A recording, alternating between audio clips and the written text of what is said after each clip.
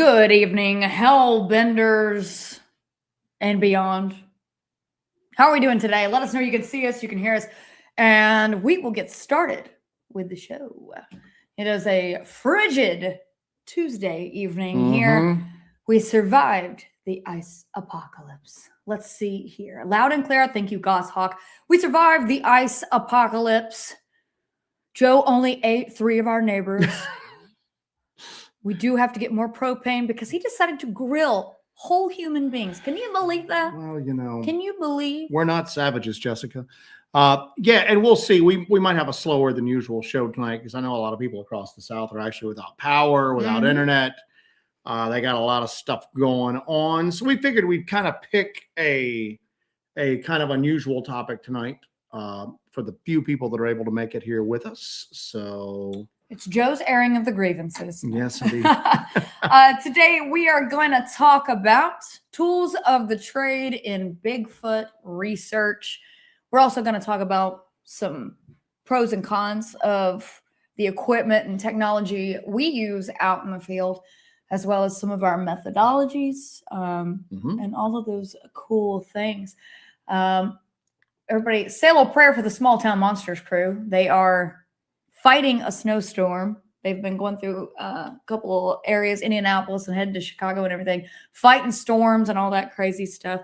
Their Kickstarter starts next week, so keep an eye out for that for their upcoming season and year.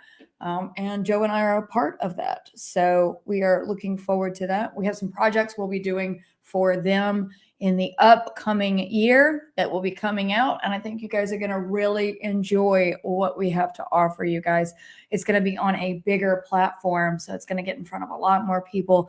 We're really excited to do this for Small Town Monsters, and the first one will be coming out very, very soon. Put a lot of work into it. Myself, Joseph, and MK put a lot into this first doc, so I think you all are really, really going to enjoy it. It's a long one, and it's an absolute thrill ride. I'm excited to for you guys to see it. I think it's a great sophomore offering. Yes, indeed. To follow up from Monster on Morris Mountain.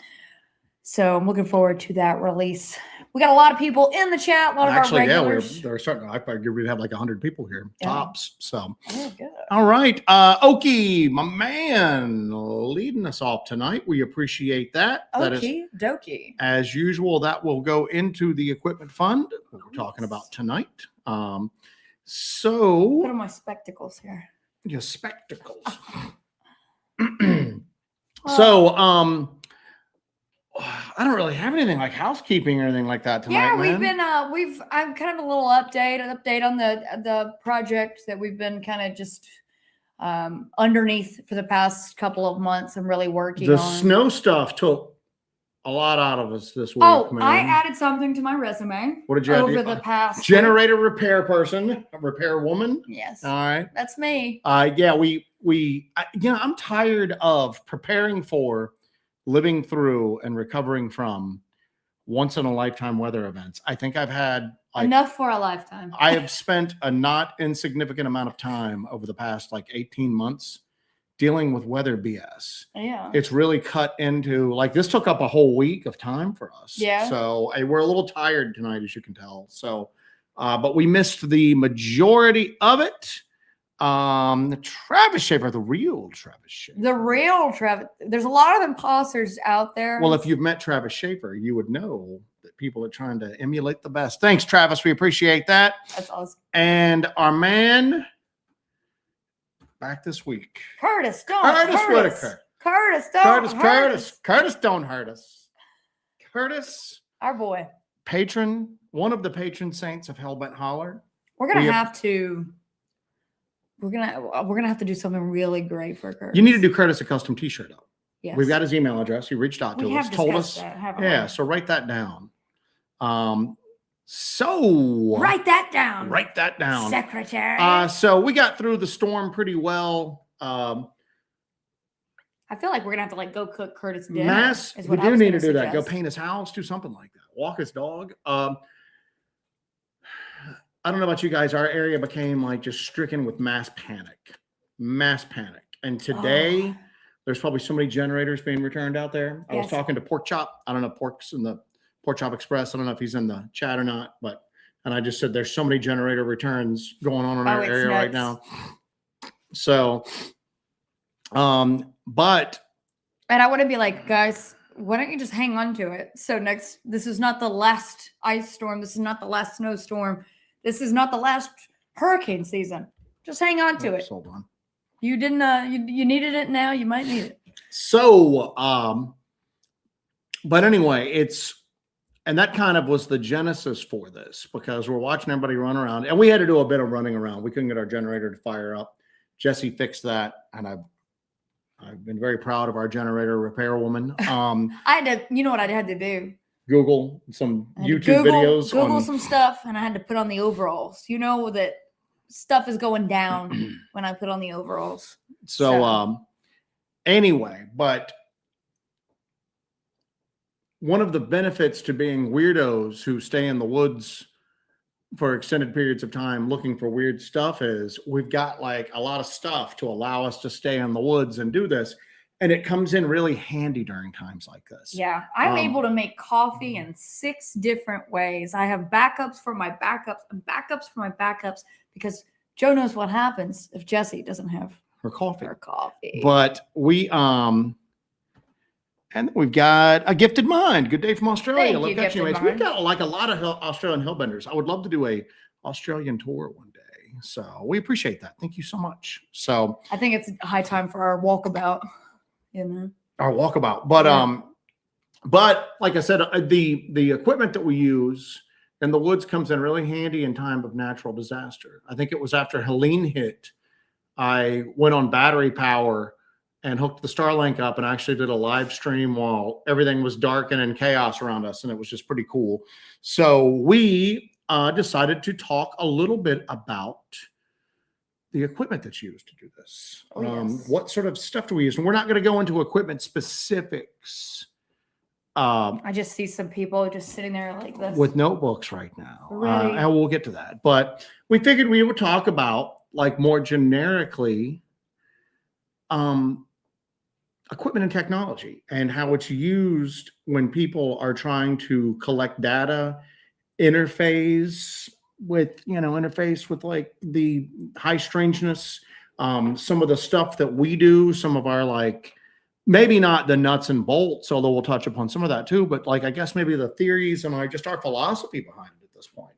And and sort of how do we blend investigative techniques, intuition with technology? You know, it's more we have more of a holistic approach to how we do this.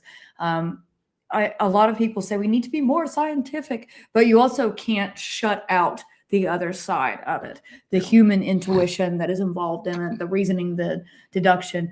And then what is that weird woo psychic part of you telling you? Isn't that crazy? Well, does that sound crazy? It's for me, like, we're definitely having a woman-man. The technology and like the equipment that we use for this, we're definitely tech heavy in the way we do this. We always have been. We've always, for us, this has not been a just go out, because people will go, well, if you leave the cameras at home, they'll show themselves. I don't care. That defeats the whole purpose of what we're trying to do. We've had experiences that we didn't catch on camera, and it's a great source of frustration to us. We know this stuff is there. We don't know what it is, but we know it's there already. I don't need any more reaffirmation of that. The whole goal of this is to document it. And if nothing else, document it for ourselves. Although I think that now we're starting to reach like a pretty decent amount of people, but document it. The common quote we always use is to advance the subject beyond just a bunch of people sitting around trading stories around a campfire. Enough of that already. We need to document it. Even if we don't know what the data means, it's something. Maybe eventually, pieces will start to fall into place. And at this point, we have said ad nauseum that if we didn't get it on camera, we have no right to talk about it very much. And we have kind of stuck by that, except for the black gangly things in the LBL, which we discussed on my live show, my solo show I did last night. We discussed that. but we're so apprehensive about talking about that stuff because we didn't get it on camera. Yeah. And that's the whole purpose of this. Like you said, to advance the study of this beyond campfire stories, to try to get those pieces of evidence. And we've been doing this for many, many years at this point, and we don't have a smoking gun yet. But my God, I think we're getting pretty close to something. Yeah. And if nothing else, we do have these minute little things that all seem to add up to give us a better idea of the bigger picture. Now you may go. Our buddy Jeff says, what are the best seasonings to use when grilling the neighbors? Asking for a friend. I have no problem with cannibalism. I'm going to go and just put that out there right now. I have no ethical issue with the eating of other people. If that's Joe's official stance. That's my official stance on it. I'm just going to tell you that right now. If you're in an elevator with me and like you're in an elevator like with me and it's raining hard outside, I'm at least considering what I'm going to do. The wheels are already turning. The wheels are already turning. Okay. It is just, I try to be pretty pragmatic about things like that. Good for you. You know, I try not to let like emotional attachment get involved with it. Yeah. That's probably something you need to hear right now, going into the woods with me. I don't care if you've been with somebody for 13 years, 5 minutes into when it comes down to it, just another resource, Jesse. So anyway, but what I was kind of going at before is that technology, it's a multifaceted thing with me for this. The whole purpose of using it is to collect data and document it. Part of the data you sometimes collect is how do these phenomena interact with the technology itself? So sometimes it's a source of frustration for me because we have weird equipment issues, equipment glitches, the equipment malfunctions in certain areas, and it works perfectly outside of that area.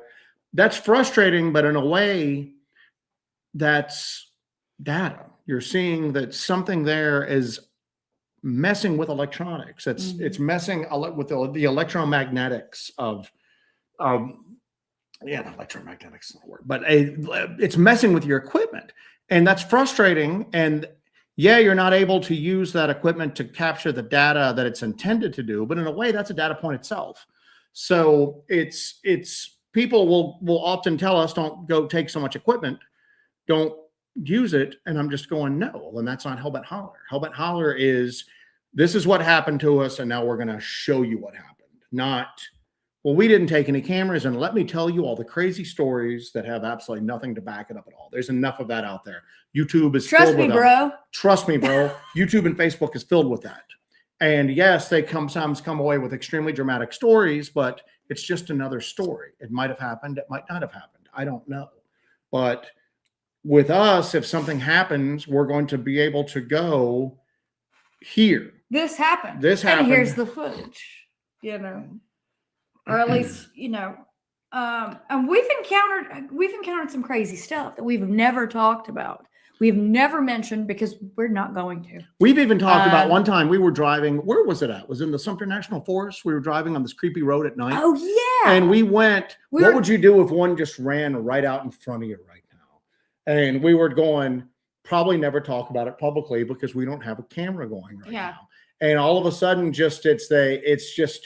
it's pretty convenient that you saw one when there wasn't a camera running, right? We probably wouldn't even mention it. We would probably mention it just to a couple people privately, but we wouldn't come in on our channel going, we saw one. So I thought you were going to talk about the goat just now. I think so we were driving as we were going into the Sumter. Was that the first night? No, it wasn't.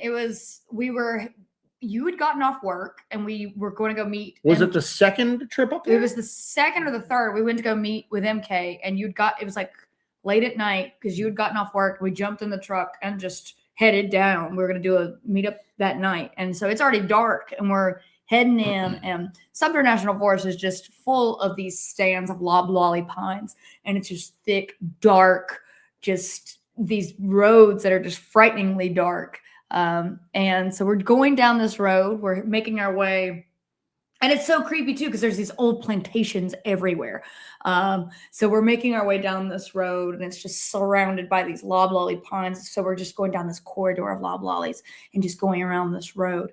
And then we come around this corner, and all of a sudden we see in the distance, and we're at a straightaway at this point, we see in the distance a little eye shine coming back at us. And we're like, what is that? Is that like one of those hunter's eyes that people put on trees so that they can get to their stands or they get to their fishing holes or whatever? And we get closer and we see a large, solid black Jacob's goat? Is that what they're called? They're called Jacob's goats. What the hell do I know about goats? It's just like Black Phillip from The Witch. I think they're called Jacob's goats, but it's a giant, it's not a VW Beetle size freak show goat. It's a normal Jacob's goat of some sort, but it's a black goat with these crawlback horns, and it's just slowly walking across the road. And then it just stops and looks at us and goes into and the then woods. turns back and then slowly just walks into the woods. There's no farm around there. It's just the middle of this stand of loblollies. And that was probably the weirdest thing we'd ever seen. And we didn't get it on camera because we weren't even like in filming mode at that point. And here we are talking about it. And we were talking about it. But it was a goat. It's not like I'm saying. It's a goat. And it's like people are going, oh, you saw it. And I'm going, no, it's just a weird big black goat. And you know what? There was probably a farm that it got away from. Or maybe some dude just lets his goat run free. It's not like there's a lot of traffic through there at night or anything. I don't know. But it's just such a weird thing. And we didn't get it on camera. And to be honest, I don't even know if we could have got that on camera. It was just right on the edge of the headlights. I just wanted to live it. I lived it. But here's the deal. We didn't come back going, we saw the demon goat on the edge of the forest. We saw a big black goat. I'm going to tell you one thing, though. It's a weird-ass thing to see in the woods middle of the night. It was pretty unsettling. I think we pulled up the camp and we're like, okay. We just saw the weirdest thing like ever. But here's the thing that, I don't think, if I did think it was paranormal, I don't know if I would have talked about it because we didn't have it on camera.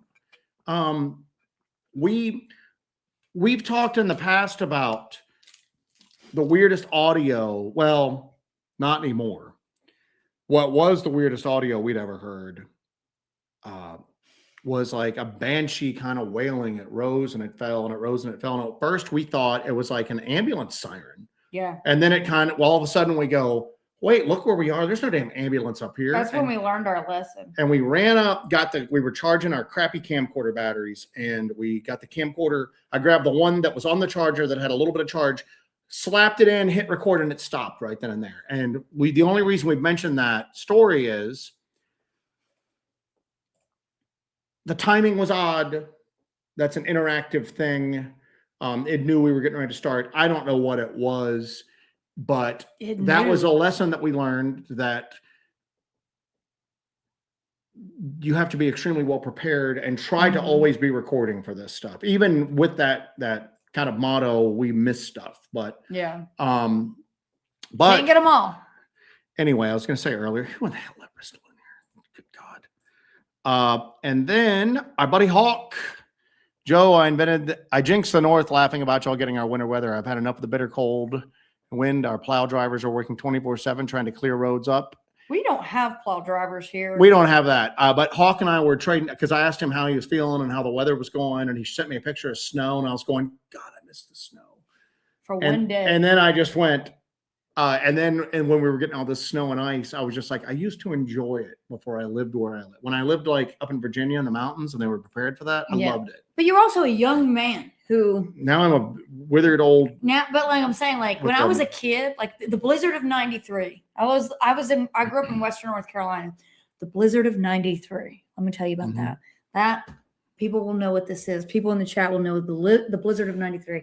I had a blast, but apparently it was a nightmare scenario. But like when you're young and you just can enjoy it and stuff, but now it just exhausts. Now that you're exhausted, my bones hurt. The cats are cold. I'm not here for it. You had this. I did download that thing about Alex, by the way. I just downloaded it in case we want to show it. That I sent you today because somebody commented. Yeah, so I saw that. I'll go ahead and throw that up there real quick. Well, we want to have context with the pyromedic. I'll do it right Moondog is talking about, and I lost the damn thing, but Moondog, we were looking at Moondog's book earlier, wondering how Moondog was doing. Yeah, I was sitting there. Yeah, Moondog. I have the History of Egypt book that you gave me. I actually have that in a place of honor in our library it's right where I can access it at all times. I was showing some of the figures and the plates to Joe. It's so beautiful. I just want to thank you again for that. And here you show up in the chat. Good to see you, buddy. So, Oh yeah, let's do this pedicop thing. So I was going through on the subject of cannibalism. On the subject of cannibalism, I was going through my old phone and pulling out like old photos and stuff. We went and we did an expedition, an investigation with Alexander Petikoff for the Brown Mountain Lights. And he put out a video on it. I didn't release any of my footage or anything because it's going to be part of a bigger project after we go back. So I have all of that footage and all that stuff that I will eventually release with my larger project on the Brown Mountain Lights aside. Anyway, there was a joke, I guess, on this show.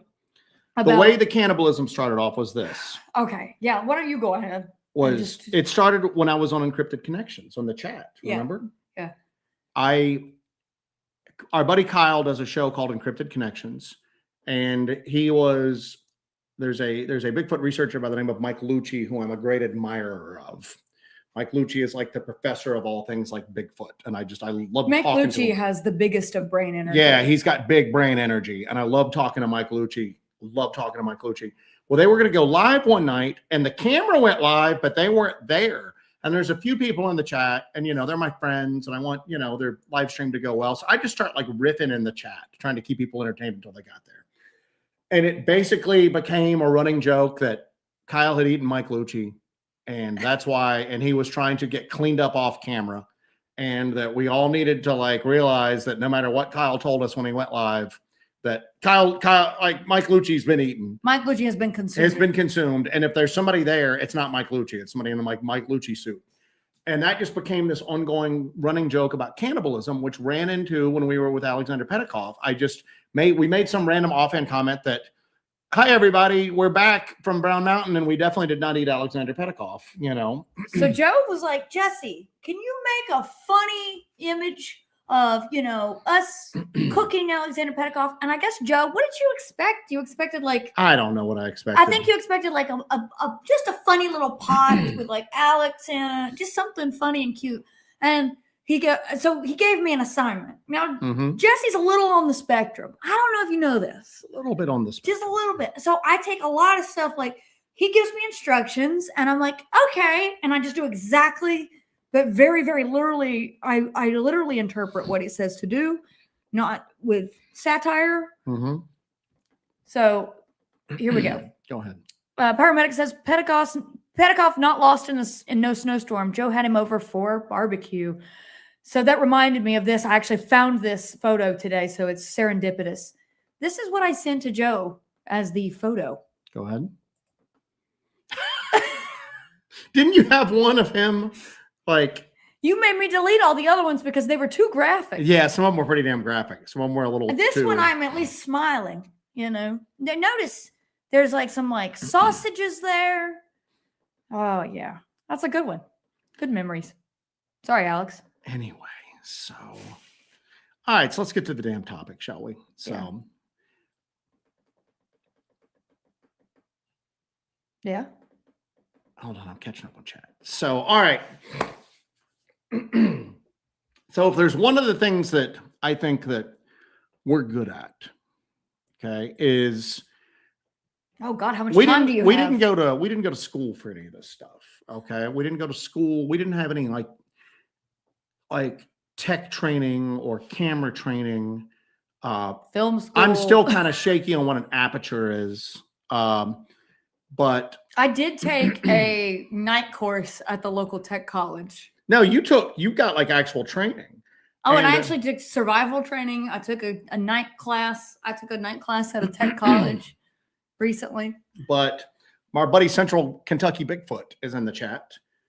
He's a legit like photographer. So I've asked him a few questions. I've tried to educate myself a little bit on this. But I think if there's one thing that we're good at is that we're creative and we're not afraid to learn things. And I was going on a rant one time. I can't remember if I was going on a live stream. Imagine that. And shocker. I said, I think that one of the things that kind of sets us apart is that I'm not afraid to just go, I don't know that. I don't know what that is, and like learn it. And I think a lot of times in like, especially the Bigfoot community, it's an opportunity for people to show what an expert they are. And it's like, a lot of this is not trying to find answers. It's for self-aggrandizement. It's just, show how great you are and what a great Bigfoot researcher you are. And oh, I know this and this.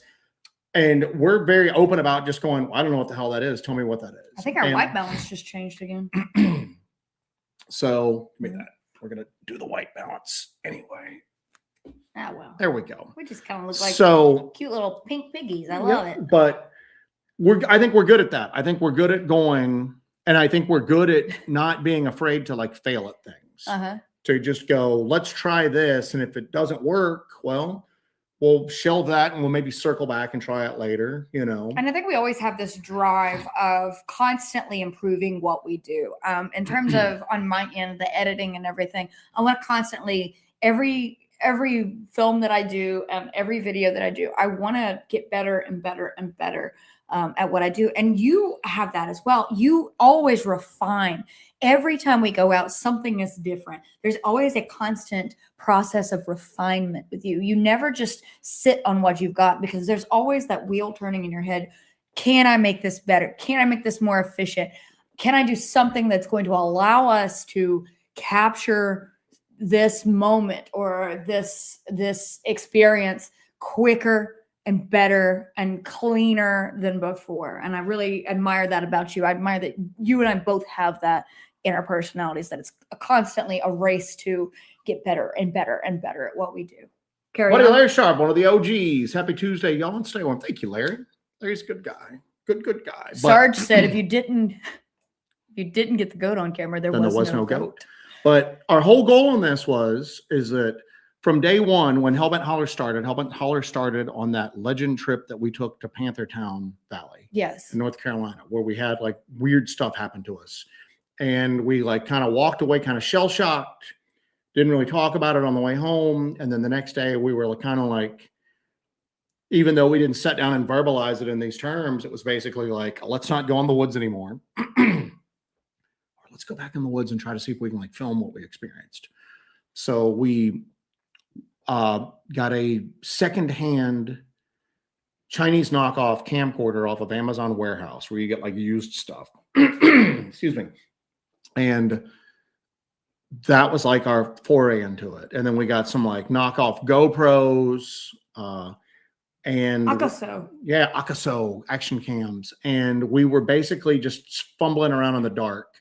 Now I think we're a bit more refined in our fumbling around in the dark, but we're still fumbling around in the dark. And I don't think we're ever going to stop fumbling around in the dark, because there's always new problems that crop up. Yep. And we're dealing with something that we have absolutely no understanding of.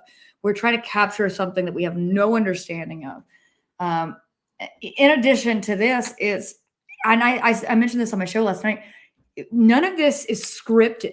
This would be so much easier if we were like filming like a TV show, like one of the TV shows about Bigfoot and stuff, where everything's kind of planned out and scripted and everything. When we went into the Sumter project, I was shaking in my boots, because I was like, what if we just get nothing? What if nothing happens? And plenty of times nothing happens. But that's just an aside. But it's like there's a lot of stress going into this, because like, what if nothing happens? And then what if something happens and we don't capture it? But go on. So it's just that, excuse me, got a little cough and cold that I'm fighting here. Do you want a Ricola? Yeah, give me a cough drop. That's what I need. But our thing is that we wanted to try to document this. And one of the things that I get frustrated with is all of this is that, and it's become kind of problematic sometimes. I hate to say it. It's something that sometimes gives me a great deal of frustration with the Bigfoot community in general, is that just taking things at face value. And I hate people that set out to just try to debunk stuff just for the sole purpose of making themselves feel important. Mm-hmm. They're not going to go out and try to do it themselves. They're just going to try to debunk people that do. I don't like that. You know what I'm saying? But I also don't like taking things at statements and claims at face value without looking into them. And the infrasound thing's a perfect thing on that. Yeah. When people would just babble to me about infrasound, and that's when it really kind of dawned on me that there's not a lot of really deep diving for information. And some of this stuff happens outside the realm of established science. I know that now. But there's also established science. That doesn't invalidate everything that all of the sum total knowledge of mankind. Just because some stuff happens outside the realm of science, there's still a lot of stuff that happens in the realm of science. Yeah. And we've got the Library of Alexandria right at our fingertips these days, and people don't use it for really anything. And that was a problem for me. And you mentioned earlier that evolution. I mean, there's things now that I believe that I didn't believe a year ago. And there's things that I think are maybe true right now that even 6 months from now, I'll think differently. You evolve as you get new data, and you evolve as like things are proved or disproved. And that's another issue, that kind of crops up, is that you have to evolve your thinking in this.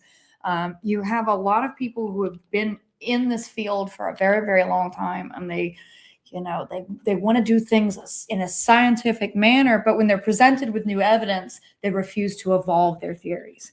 It's because it's not. And so you've already abandoned, it's because people aren't really, when you get down to it, I think the priorities are askew a lot of times with a lot, but at the same token, I ain't paying you bills. Do whatever the hell you want to do, man. You want to sit around the campfire, other people, and tell stories. God bless. You want to do this, knock yourself out. You know what I'm saying? I would like to sit around a campfire. I would love to sit around a campfire right now and tell stories. Ray for the tech fund. Thank you, Ray. Ray's my dude. Sweet Ray. Oh, sweet Ray. Sweet Ray. But the thing with Hellbent Holler was we wanted to document it. And to document it, you need something to document it with. All right. Video and audio evidence is immutable. It's there. It is what it is. And you may interpret what you're seeing or hearing in different ways. A lot of the stuff that we've caught, people might interpret it in different ways and disagree with us on what they think it is, but you can't deny that it's there. It's there. And there's one of two explanations. We either have a world-class special effects department or a large team of people that are helping fake a lot of this stuff, or the truth, which is just we're two weirdos with cameras and recorders. I've got cats to feed. I can't pay a staff. Can't pay a staff? What the hell? So scribe salaries taking up all the budget for that. But anyway. And the lawsuit too. And the lawsuits. Lawsuits. But the thing is you can't deny that we experienced something. We don't know what it is. What we experienced and we documented something. And I think we're really good at, when we document stuff, presenting it. We might have ideas of what it might be. We might know what it's not. Mm-hmm. We can't say that audio that we caught's a Bigfoot. I can tell you it doesn't sound like the normal local wildlife, and it doesn't sound like a person. Is it a Bigfoot? I don't know. What's a Bigfoot sound like? I don't have a Bigfoot on camera making a vocalization that we can do it. We can just say it's out of the ordinary. There's supposed to be Bigfoot here. We're hearing sounds that aren't normal wildlife. Maybe it's a Bigfoot. I don't know. Dogman sounds. We've gone into areas where people have supposedly seen Dogman, and we've heard canine-like sounding sounds that don't sound like coyotes or dogs. Is that Dogman? Hell, I don't know. I don't know. Didn't see a Dogman doing it. Didn't see a Dogman doing it. But here's the deal, is that each of those recordings, each of those videos is like another little piece in the puzzle for us. And you know what? Even if we don't complete the puzzle in our lifetimes, maybe we're going to like pass along a half-finished puzzle to somebody else one day, and they'll be the ones to finish it, And at the end of the day, as long as we just get the answers, that's all that matters. But we got very obsessive very quickly on equipment, because we realized how good we've got it, that we have tools and technology that people, hell, even 10 years ago didn't have, let alone 20 years ago. They didn't have military grade thermals. They didn't have professional quality audio recorders. And they didn't have the ability just to hop online real quick, always forget where to put it at, and learn how to use it. And we do. And I guess that's the thing that always gets me, is that more people are not taking it seriously. And yeah, you don't need all this stuff to get started to go look for it. But I'm always just like, how can you experience the things that you claim you experience without getting obsessed with trying to document it and then try to document it as best you can? Yeah. You know, people that are still just going out with crappy cell phones trying to do this. I understand if that's all you have, but with us, it became like, we became very obsessive very quickly over this stuff. And it sort of, not sort of, it absolutely 100% took over every facet of our lives. And then everything we did was in service to our mission. We just, every moment of our lives is in service to pursuing that. Our entire house is dedicated to this project.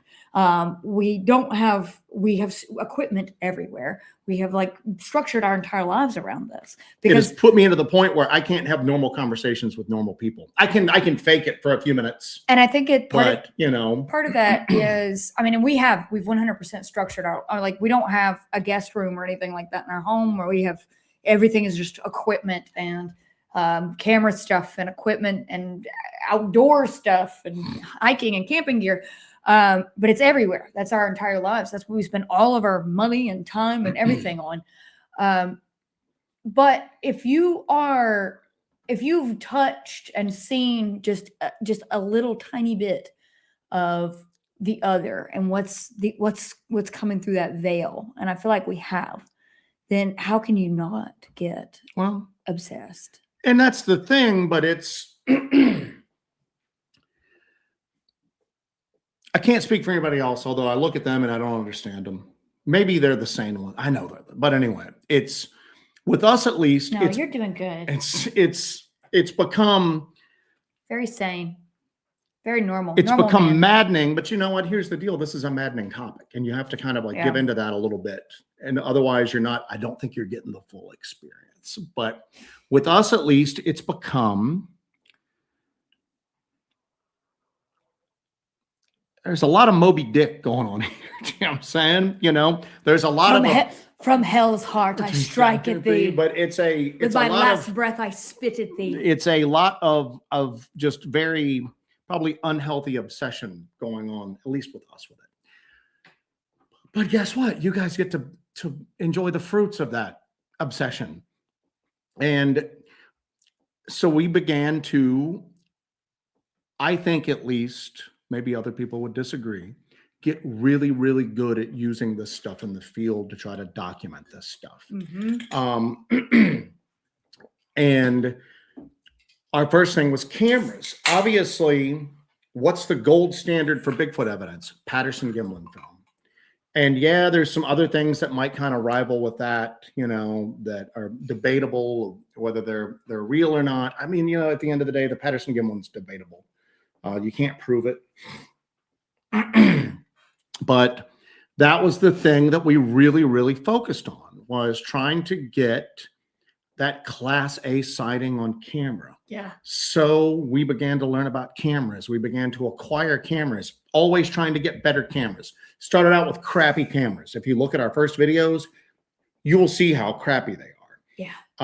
And then nowadays, within our budget, I mean, we were kind of unique in like the Bigfoot YouTube world, in that as we got larger and we got like a really good support network of people, we didn't quit our regular jobs and just coast off of that. We kept our regular jobs and then funneled everything that we were able to get through the public exposure into getting better equipment.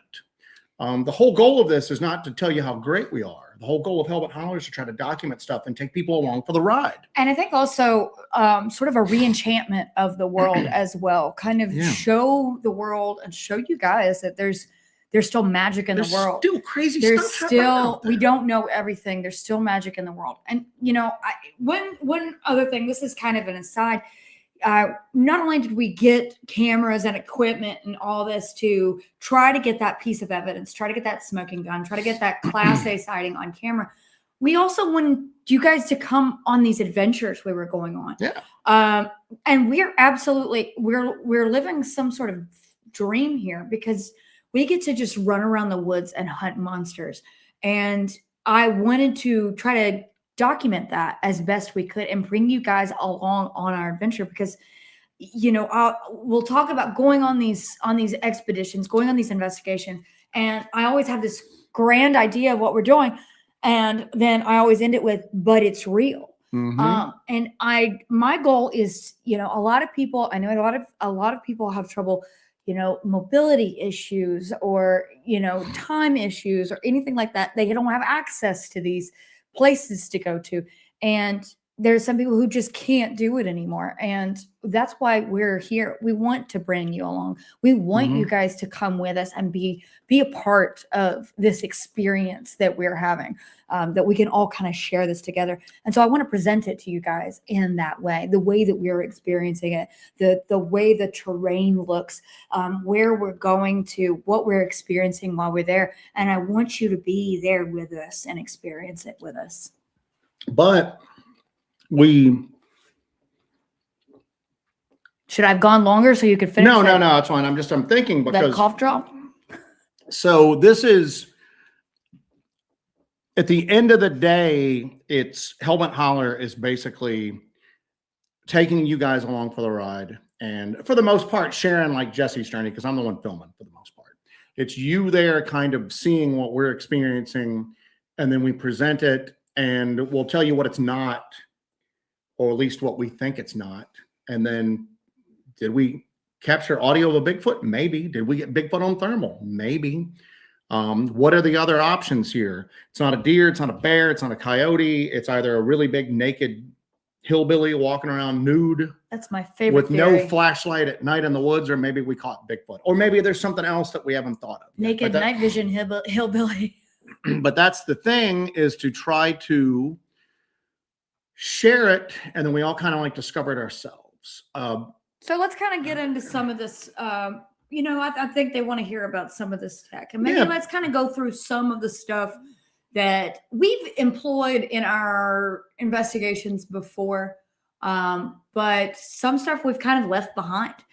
Through trial and error. We have some of this equipment, but we've kind of left some of it behind over the years, because it's something that maybe something like the parabolic, something that's traditionally used in Bigfoot investigations, field investigations, but it's not something that we really deploy a lot. So can we kind of start talking about? Yeah, we'll start going into some stuff here. Yeah. First off, Joseph Cannon, thank you so much. We appreciate it. That's going to go into the equipment fund. But cameras were a big thing, and we quickly realized that you've got to get good cameras. You've got to get good cameras. If you look at our earlier stuff, it's crappy film quality. It's the best we had. It's the best we could get. You know what I'm saying? With cameras, it's a juggling act of image quality, like film quality, stabilization. There's a particular camera that we use that it's not the latest and greatest. It doesn't have like 8K film resolution. It's got 4K, but it's got the ability to be very well stabilized. So that was the other thing too. So good image quality, stabilization, and then the practical nature of it. It's got to be durable enough to take it in some beating in the woods. It's got to have a good enough battery life that you can use it for extended periods of time. The batteries have to be available for purchase, easily, because you're going to have to replace a lot of batteries, as we have quickly learned. And welcome to the channel there, sir. So, or ma'am. But so that's what we started to see is that we started to get some really hard taught lessons on what worked out there. And we would save up money and we would get something because we would think that would be like the silver bullet. And then we would get out and realize, no, it doesn't work. It doesn't work for us.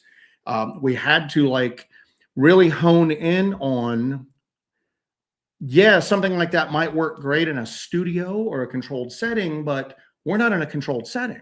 We're out there climbing over stuff and going through the brush and everything like that. So we started to kind of develop these ideas on what would work. And go for that. Go for equipment that checks all of the boxes. And you might sacrifice a little bit in one area, but you gain in a lot of other areas as well. And that's what you need to do. A cell phone's terrible. A cell phone is terrible. A cell phone is made to take like selfies. Somebody had asked earlier, and probably in a sarcastic way, but I left it up for right now. So it's 2026. Everybody and they mama have cell phones with cameras. Why we haven't gotten a good photo of Bigfoot yet. They mama have one too?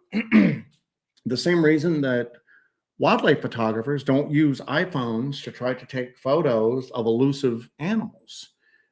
It's not what it's built for. It's pretty crappy to use for it. You have to take it out and open your camera and then find it. I mean, again, that's not what cell phones are made for.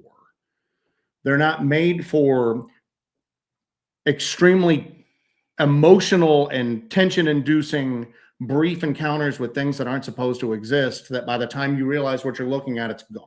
Yeah. They're just not made for it. And that argument gets trotted out all the time. And I'm like, it's trotted out by people who don't understand. And I guess we didn't even understand it until you start doing it. Right. You have to, a lot of trial and error goes. You have to be involved with this, or watch people and, listen to what they're saying and go, it doesn't work. It's not good for it. I'm not to say that may never happen. It might, but guess what? You can use a screwdriver to bang in a nail. It doesn't make it a hammer. It's still not the best tool for it. And you probably will only get a few nails in before that screwdriver handle breaks on you. That's a pretty good analogy, man. That's an excellent First, analogy. I had boombox turtles. Yeah. And then now I'm doing screwdriver hammers. I'm on fire lately. Pretty proud of myself. But what do you think we should get for that? Deserves a screaming man. So, and a gong. I use the eventually we're just going to be the damn morning zoo here. You know what I'm saying? I hope so. Scorpius has been a good resource as we've gotten to know him, because he actually knows what he's talking about, instead of just people that are just winging it like we are. But that was our thing, is that we had to get cameras and get cameras that work and that are suited for this stuff. And we realized too that it sounds great to y'all should just set up and let them come to you. I'd love that. That'd be so easy. You know what I'm saying? We can't, let's be honest though, Joseph. We can't, the way we are, we can't sit still long enough to do that. I mean, we just can't. That's just not who we are. There's been too many people have taken a passive approach to this stuff. And I think that's why we haven't got anywhere. We need people out there. And then they get mad at us for not taking a passive approach. But I think we've really, speaking of trial and error in this, we've really kind of figured out there, like Joe was saying, you have to kind of sacrifice, am I going to be able to get this for this? And we're able to actually go deeper into the woods and go further and go longer, because we're not carrying, buckets and plaster and all that stuff. Yeah. We're not gonna be able to cast 500 footprints, but we've put that aside. We've abandoned the footprint casting. I don't There's care if enough another footprints footprint. out there. I don't care if another. And here, let's talk about equipment we don't use. We don't try to cast prints anymore. I don't care. I just don't care. I think people get hyper fixated on casting a print, and then they've got their print to show people, and then they just hold it up. And like the print is now the trophy, not trying to get any answers on what made the print. For us, we'll see prints, film them or take photos of them, maybe measure them if we've got time. And then it's like, which way did the print go? That way, let's follow it. Okay. It's almost like people collecting baseball cards instead of playing baseball. I think because it gets you close enough. But there's some people that's close enough. Yeah, but people become focused on that, and they lose direction for what they're trying to do at the end of the day. They're trying to find Bigfoot, film Bigfoot, prove Bigfoot is there, at least to a small group of people, not prove what like a foot cast. I just don't care about casts. I just don't care. I never have. And you have to sacrifice in other areas in order to do that. And there's enough people casting prints out there that I think that I can kind of like not do that myself. Okay. I think there's enough people out there. Joe Perdue will be a far better print caster than I will ever be. So I'm gonna let him do that, because he's actually really freaking good at it and does it in the proper manner. You know what I'm saying? Yeah. That has value, but I digress. So I've got one here from Dead End Yard Haunt here. Need a donkey sound effect. We need a donkey. So, is that a donkey? That's supposed to be a donkey. What the hell is that? I don't know. What is that? Donkey bring? In the south of France. You want that Do one? French donkeys sound different than American donkeys? I don't know. Do we have anybody from France who can verify that That's not indeed? this is not the French. Stop that noise, please. Jesus. It's still going. So I think we lost all the audience with the damn French. I was donkey trying sound. to, sometimes I make a shot in the dark. Do you want the south of France donkey? Go ahead. Hold on. What a French donkey? Oh, wee wee. Here we go.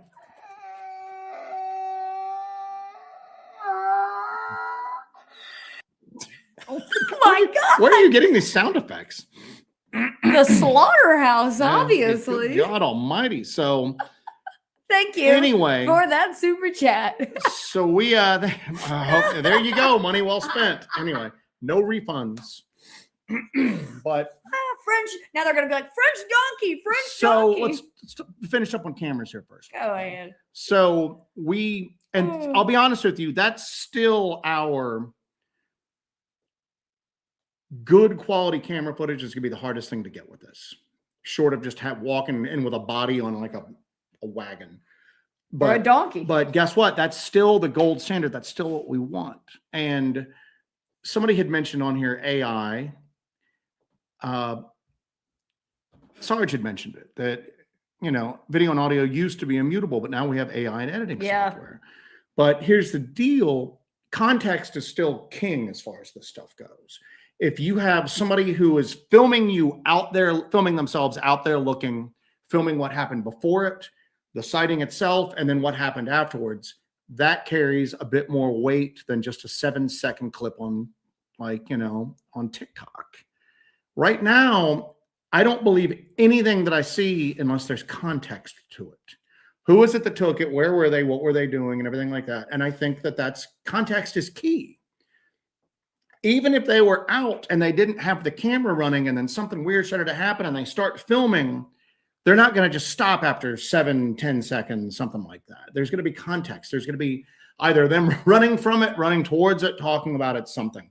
So I think that and it's human nature. You can't change it. People all day long, I open up my email and my messenger and it's 7-second clips off of TikTok where people ask me what I think. And I'm just going, I don't know the context of this. So therefore. So apparently that first sound was a lion. It's labeled as donkey. I just downloaded it without listening to it because I'm live on the show. So yeah. All right. The second one was a French donkey. So, but still, that's the goal. If there's one thing that we're still trying to do, it's trying to get that Class A sighting on camera. We may never get it because that's also the most difficult thing to get.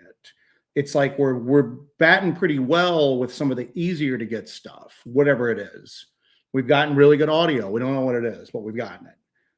We've gotten some interesting thermal hits. We've gotten some other stuff, but the end of the day, even though it's something that's going to be the most difficult, and I know that everything has got to go right for us and everything has got to go wrong for Bigfoot or whatever in the hell. I like that phrase that phrase that you have, that it's got to be like our best day and its worst day. But guess what? That might happen just because it's unlikely.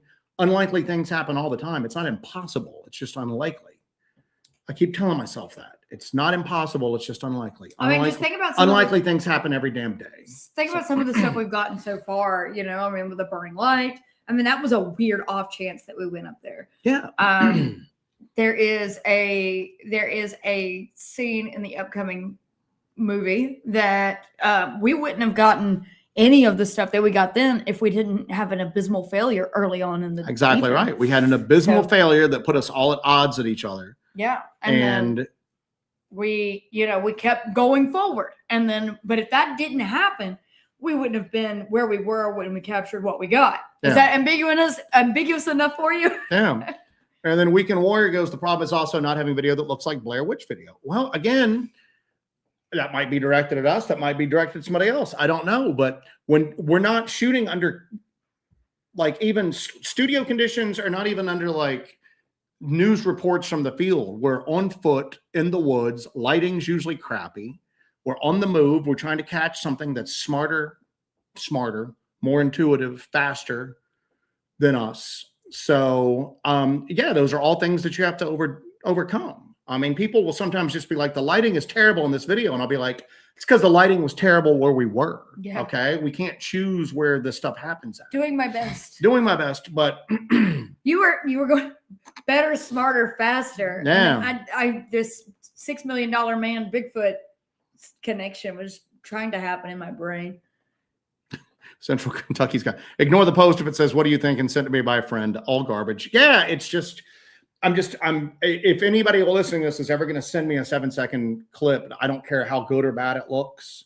I don't have an opinion on it. I don't have any context for it. I don't have any context.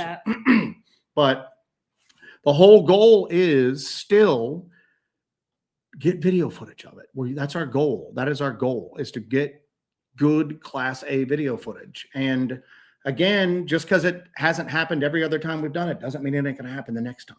All it takes is one time for it, and we got it. But that's why we use an array of cameras. We've started to really kind of branch off into some like different variations of specialized action cams.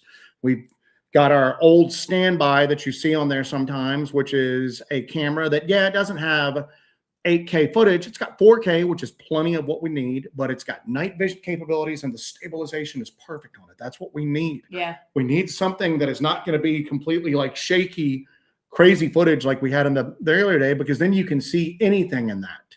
Yeah. You can go, there's the Bigfoot, see it, it's in that bush, and you can't tell what the hell is there. That's Bushfoot. So I will tell you, one of the things that people always ask me about that doesn't really work that well is everybody's always like, you need rear-facing cameras. The great rear-facing cameras. Rear-facing cameras, Scott Carpenter was the one who popularized those. And that was generally when he was on trails in the Smoky Mountain, National Park. And when you've got like a pretty level and open field of view, it works really well. But most of the time we're busting through the brush, it doesn't work that well. You can't see what you're filming. Action camera batteries, even the best one, don't last that long. Mm-hmm. So you're not getting hours of uninterrupted footage on them. You have to run it to an external battery source that's now on your back, and you're going through the branches, and it has a tendency to get unplugged and you don't realize it. And also, Joe was trying to follow me through the woods. I'm a foot shorter than he is, a little more than a foot shorter than he is. So I'm like going through these little tunnels and everything. I'm moving around like a wood squirrel, and Joe is a giant trying to follow me with this camera and keep up with me. And he's trying to get through these little holes.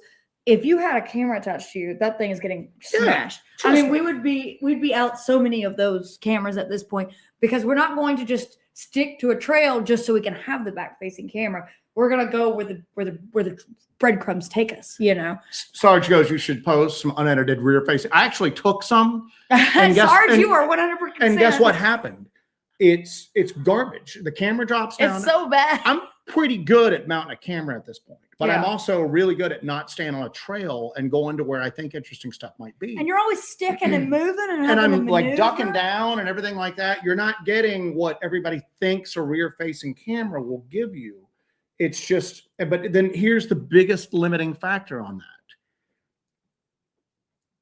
that. Let's say, because I can do it now. I can get a camera rigged up that it's going to be perfectly straight when I'm straight. I'm not going to be like standing straight off, and I'm going to be hunched over, crawling over stuff and everything like that. And I can power it all damn day long. You know what I'm saying? Well, guess what? Then I need to spend another all damn day long reviewing that footage, and our time is limited. So that is another thing too, is that people will be like, you need to deploy 1,000 trail cams in that area. Remember when somebody told us that earlier? Oh yeah, and then we pulled out a calculator and calculated up how much 1,000 trail cams would cost. Trail cams. I've got 3 trail cameras that I hardly ever use, but we got to buy 1,000 trail cams. How long would it take to put up 1,000 trail cams, and then to collect 1,000 trail cams, and then to review the footage? Yeah. You know what we never released the video of this. This is in the early days. Oh my God. We used the trail cam. We set a trail cam trap in North Georgia. This was super, super early on. Do you remember this? We got a baby doll Oh, do you remember this horrible? It was an abysmal failure. So we got this baby doll that when you pressed it, it would scream. We strapped this stupid baby doll to a tree and set a trail cam up facing the stupid baby doll. And then I'd press it just to let her know whatever's out here. Hey, I got this. And we had it rigged that it would sound every so often because there was that making the rounds that people were hearing crying babies, and that was somehow tied in with Bigfoot. That was attracting the Bigfoot. Or the Bigfoot was making the crying baby sounds. Remember that? People were no, some dude played. That was what was going around. Is people were going, whatever you do, don't do the cry of a baby. Don't do a cry of the baby in the woods. Bigfoot will come. We were like, awesome. That's what we want. Let's get a crying baby doll, and not a real one. We're not monsters, and see if we can attract it in. And yeah, we did that. So yeah. So we put that up. We left it for a week, 2 weeks. We went back. All right, time to take apart our baby doll camera trap. We got it home. Guess what we got? Squirrel. One squirrel. One squirrel. So in 2 weeks, we got one squirrel, and it was this. And there's branches blowing, triggering the camera. Oh no, it was. It was hundreds of photos that we had to go through. Trees just doing this. 40 in Tennessee says the same thing. We tried to use backward-facing GoPros, and the footage was, like you said, utter blurry garbage. So, but cameras, like I said, we're always going to be very camera heavy, and we, within our budget, get the best cameras that we can. But I'll be honest with you, the camera that we use as the main cam is kind of an older camera because discontinued.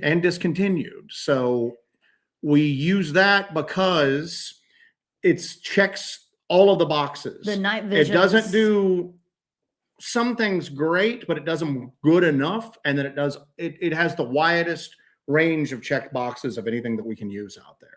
And we can rig a good shotgun mic up to it. And just, we've gotten some good stuff off of that. So that's what we do. And then we CKB has one about the rear facing camera. I have some footage off a gimbal with rear facing. It's awesome. Just not what I want to spend my time on. I agree. If I had like a staff or a team of people, because again, this is the other thing too, is that a lot of what is presented to the public is like, as far as like Bigfoot, and let's just focus on the Bigfoot research aspect of it. It's fictional. Okay. Kaiju Ninja asked, because this goes into this. Kaiju Ninja asked, have you ever found or collected suspect hair? Yeah. And you know what the thing is always like? Did you send it to the lab? The lab. And I'm like, what lab are you talking about? You know the lab. I know Darby Orcott. I don't even know if he's still doing that or not, collecting stuff. But I don't even know that man or that process. And I don't trust a lot of people in this stuff. I don't know what the intentions are. I mean, people. What are you going to do with my hair? It's like scat. Why did you not collect the scat? What are you going to do with my poop? I don't want to collect the scat. I don't want poop in my fridge next to my steaks. If that is what it takes to prove Bigfoot, well, then guess what? We're all going to die with it still a mystery. It's just not, I don't have a lab. We're real people doing this stuff. We're not actors on TV. We have to work within real world confines of doing this stuff. But guess what? Working within the real world confines has allowed us to learn some cool stuff. It's allowed us to learn what works, the particular camera we use, what doesn't work, rear facing cameras, 99% of the time. Every once in a while I'll be out and I'll be like, you know what? A rear facing camera would work real well here. But then you get down to it, we struggle to review the footage that we got from the front facing cameras when I know what we got. Yeah. When Scott Carpenter passed away, God rest his soul, I'm sure he had thousands of hours of unreviewed footage that'll probably never get reviewed from rear-facing cameras. And at that point, why bother? Why bother? If it's not going to get used for anything, then I just wasted my time and money on setting it up. I just, focus on the stuff that you can use. You have a limited amount of resources, a limited amount of time. You got to try to get the best bang for your buck. And one of those best bangs for your buck is audio collection. Somebody, I do want to say. What? You're not monsters, just cannibals. Thank you for that. See? You understand the distinction. So audio collection is really big for us, okay? Because video is a line of sight. The simple act of stepping behind a tree can defeat the best camera in the world, okay? There you go. Audio, however, you have a better chance of catching that. So we've really honed in on audio. Does that prove Bigfoot exists? No. Does that prove that what we recorded is Bigfoot? No, it doesn't, to be honest with you. You read into it what you want, tell you what it's not. And when you start to kind of like eliminate the most likely culprits, you're ended up with, okay, we might have something strange going on here. So we've really focused in on audio collection lately and really tried to hone in on that. And we've learned a lot of stuff doing that. Yeah. We've learned a lot of stuff doing that. And not only in the collection, so there's more steps to this too, beyond collection. You have to build the device to collect it, be able to transport it, be able to power it, be able to do all this stuff, collect it. But then also in post, how are we going to enhance what we got?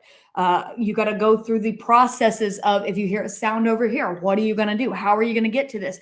If you have anybody else out with you and you have a super sensitive microphone, any motion that anybody has, anybody scratches, anybody moves their backpack, zips their zipper, all that's going on there. Your sample is destroyed. We're not you have to in a laboratory condition. You're not. You are out there. You're moving around. Somebody steps on leaves. The sample is useless.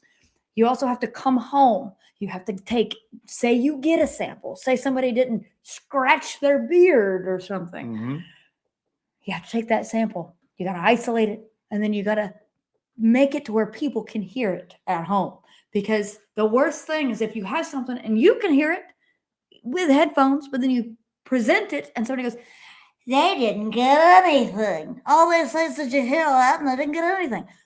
So you have to pump it up, but not make it sound like complete garbage. I was struggling. I was talking on our Discord. I had some pretty interesting audio, but there's a plane going by overhead.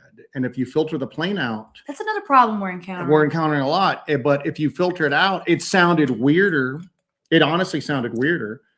People would have gone, what the hell's that? But it's not what we heard. Yeah. It's distorted audio. We're presenting distorted evidence at that point. We're not presenting what we heard. Yeah. And because it sounded more dramatic, we didn't use it for anything, because that's kind of like duplicitous at that point, you know? That's just kind of, that's even if we go, it didn't sound that crazy, it's still not, we're not presenting an accurate representation of what we experienced.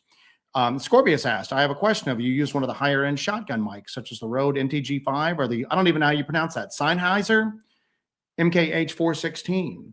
No, because they're very expensive. Sennheiser. And we just now are, we have to work within what our budget is, and we're community supported. I mean, we get offers for other stuff, but it's gonna take us away from the actual pursuit of this stuff. You know what I'm saying?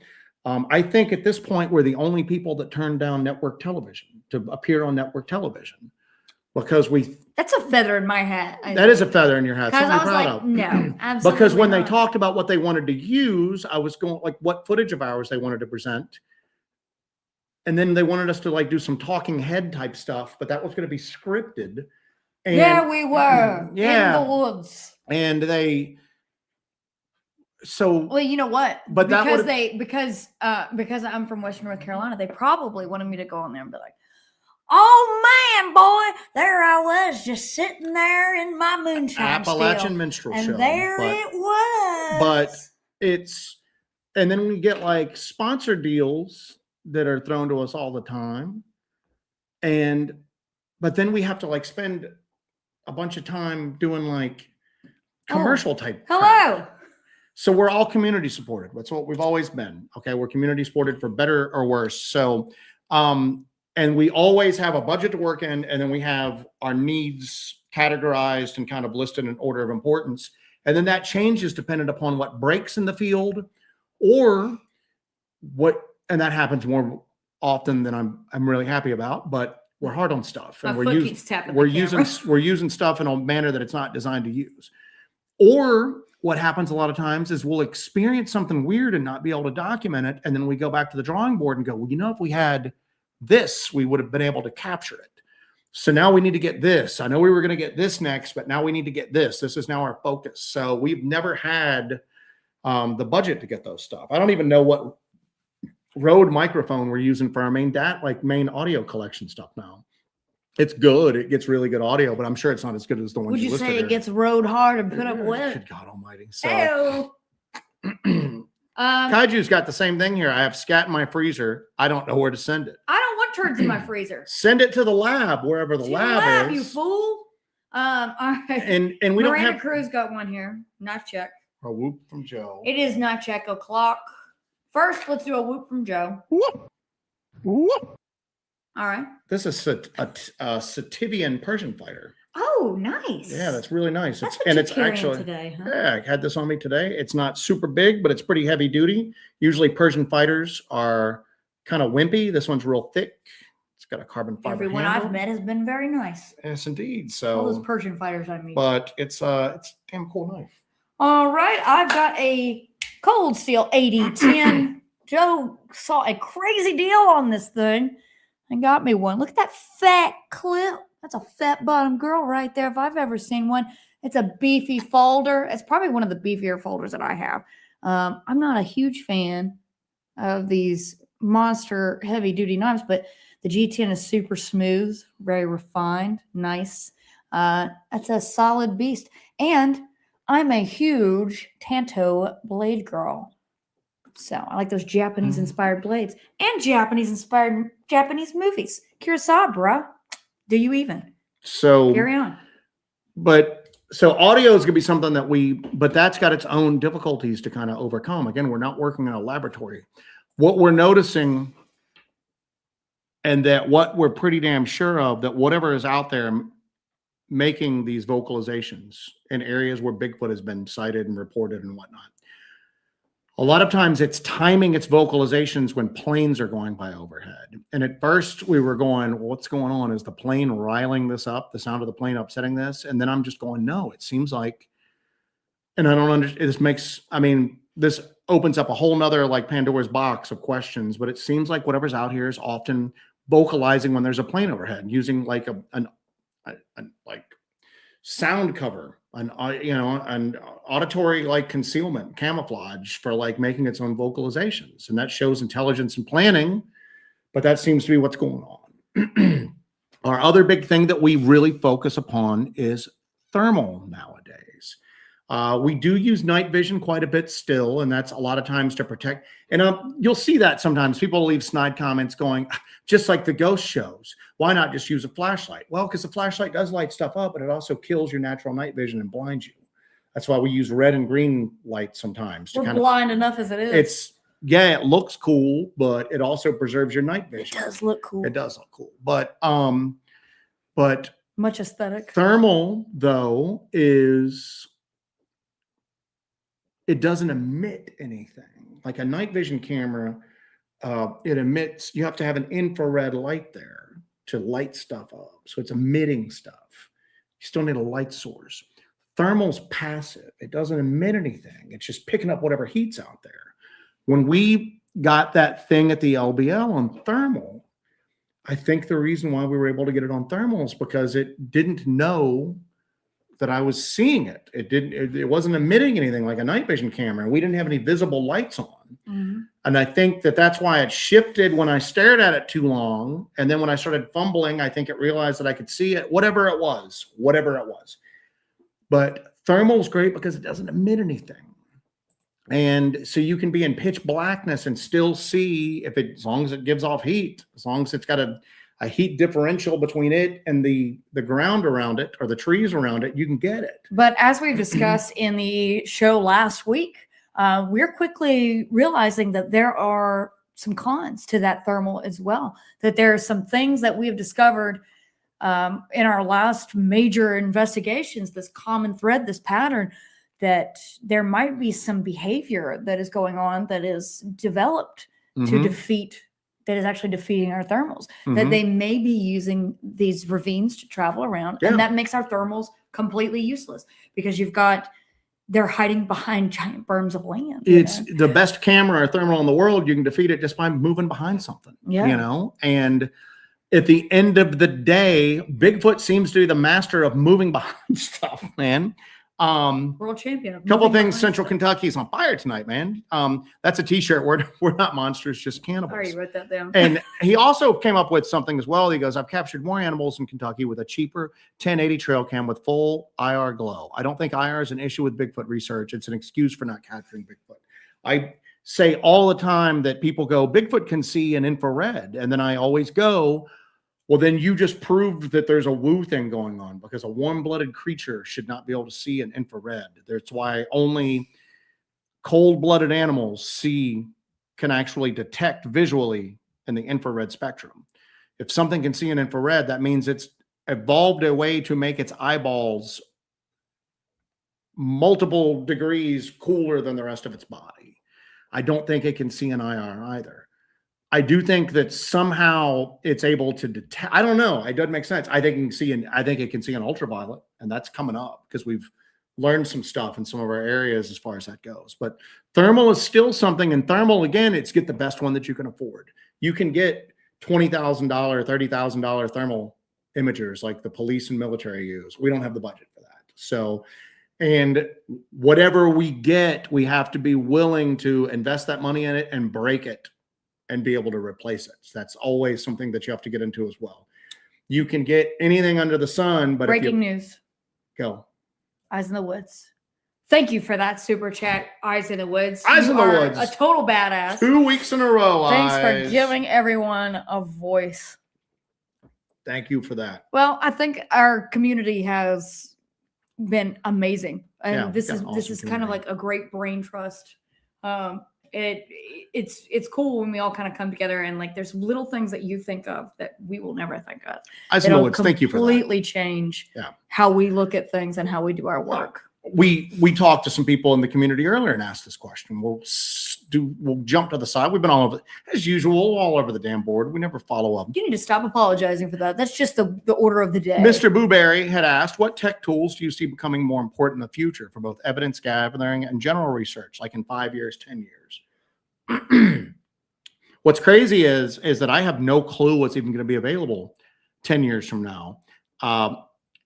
I think that obviously as camera technology gets better and better, that's going to be great. You know what I'm saying? The ability to run a camera longer with greater detail in terrible conditions is going to be really important. I think that thermal technology is getting better all the time and cheaper all the time. I think it's going to be out of the ordinary type technologies are going to be really important. Again, our infrasound detector. I don't think Bigfoot's using infrasound. If he is, or it is, it's using it for communication, not offensive or defensive capabilities. I've talked about that ad nauseum, but stuff like that as like kind of unusual technologies become more affordable to people on the ground, because that's who's going to solve this. It's not going to be a TV show. It's not going to be some university study. It's not going to be the government. It's the everyman. Those things are always very fleeting and they have their own agendas. It's going to be the people out in the field, and there's not a lot of us, but and it's going to be that's the thing, is we keep hammering and digging and spending time doing this. A TV show films for 6 weeks and they're done.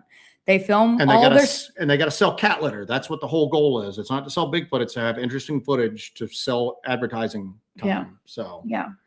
But I think that it's going to be out of the box technologies that somebody is going to look at and go, hell, I could use that for Bigfoot research. You know what I'm saying? I know that's not what it's made for, but I could use that.